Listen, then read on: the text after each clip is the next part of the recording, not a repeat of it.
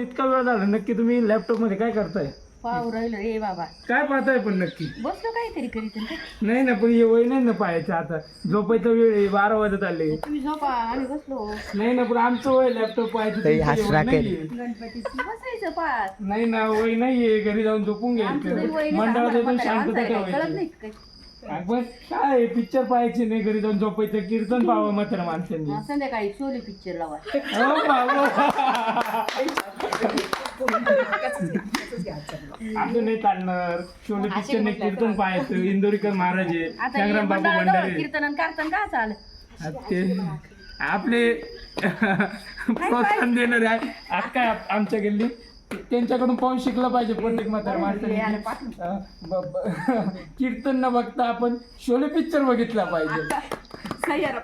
सय्यारा सय्यारा आता तुम्ही सय्यारा पिक्चर बघितलं नाही का? सय्यारा पिक्चर बघितला, थिएटरला पण सय्यारा पिक्चर म्हाताऱ्या माणसांनी नाही बघावं असं आम्ही ऐकलं होतं. नाही ना, तो नवतरणांसाठी बनलेला आहे ना. तसं नाही, ते काय जीव नाही. म्हाताऱ्या माणसांचं जीवन. काय सांगावं आता. तसं नाही चालत.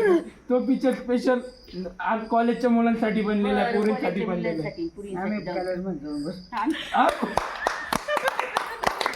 आता नवीन निर्णय झालेला आहे सरकारचा, महाराष्ट्र सरकारचा. आम्ही मुलं बसणार कीर्तन ऐकायला आणि म्हाताऱ्या माणसं बसणार कॉलेजमध्ये पिक्चर पाहत. झालं का?